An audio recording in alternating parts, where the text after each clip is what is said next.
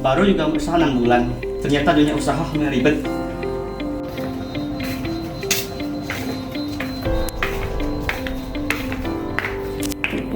Assalamualaikum Pak Ferdi, lagi ngapain nih? Kayaknya pikirannya lagi berat banget ya.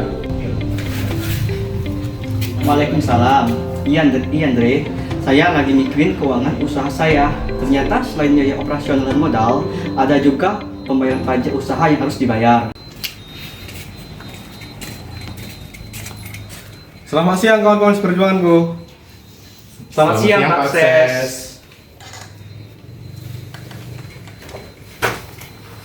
Lagi bahas apa nih? Ini lagi bahas keuangan usaha si Ferdi. Walah, Oh iya Fer, bukannya usaha kamu sudah terdaftar di DJP atau Direktorat Jenderal Pajak ya? Seharusnya pajak kamu sudah terhitung dong dari jumlah penghasilan kamu. Betul tuh, kan seharusnya nggak perlu kamu pikir lagi. Kan sudah terhitung potongan pajak kamu sesuai dengan penghasilan kamu. Iya, tapi rasanya berat sekali. Apalagi melihat persentase umumnya 70%. Keuntungan belum seberapa, tapi potongannya cukup besar. Padahal bisa dibuat nambahin modal tuh. Malah buat bayar pajak. Jangan gitu Fer, kan kamu juga sudah tahu dagang pun ada aturannya. Salah satunya ya bayar pajak ini.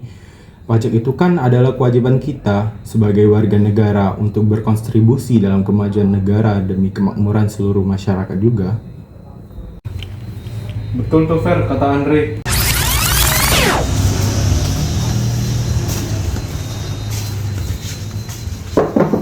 Selamat siang Bapak-Bapak. Pak Warna, Pak Wilson, masuk Pak.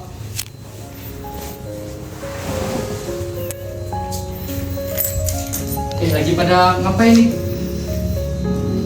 Lagi ngobrol santai aja nih Pak. Tumben di sini Pak. Gak apa-apa, main-main aja ke tempat tetangga. Ya, berhubung baru pulang kerja juga ini tadi. Oh alah, oh iya, Pak Wadah sama Pak Wilson. Bukannya kalian kerja di atas pajak ya? Iya Fer, kenapa tuh? Oh, bolehlah saya menyampaikan keluh kesah saya pada kalian. Waduh, kesan apaan tuh, Ben? Kalau galau-galau, WhatsApp dulu, kawan. Enggak, War. Tadi Pak Ferry itu cerita. Intinya tuh pajak usaha Pak Ferry terlalu besar. Jadi Pak Ferry agak keberatan membayarnya. Walah gitu tuh, Wardah kasih paham bro. Oke, siap. Kalau nggak salah, Bapak Ferdi ini yang punya usaha UMKM di Jalan Uni Belakang itu kan? Iya, Pak.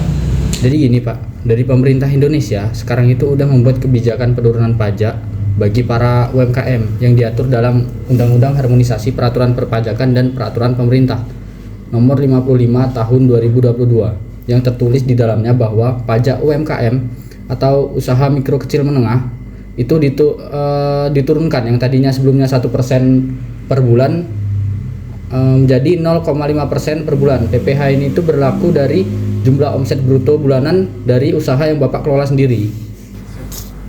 Oh alah gitu Pak, saya kira kayak persentase wajib pajak pada umumnya. Enggak dong, kalau tarif perusahaan besar tuh sama kayak untuk umum yang pajaknya di angka 22% dari omset bruto bulanan mereka. Jadi beda sama pelaku usaha UMKM. Betul tuh, kalau untuk umum itu tuh ada yang namanya PPN atau pajak pertambahan nilai, yang dimana itu tuh adalah pajak tidak langsung yang dikenakan atau diberikan untuk perusahaan-perusahaan besar, perusahaan-perusahaan yang tarif pajaknya untuk umum lah, yang dikenakan selama proses atau jalur produksi atau distribusi gitu. Nah, jadi ya jelas itu pajaknya lebih besar daripada para pajak-pajak untuk seluruh pelaku UMKM gitulah kurang lebihnya.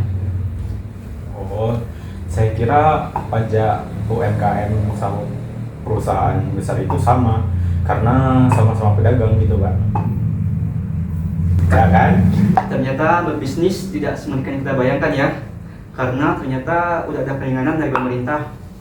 Dengar tuh Fer, jadi nggak usah kamu pikir banget karena pajaknya nggak sebesar yang kamu pikirkan di awal tadi.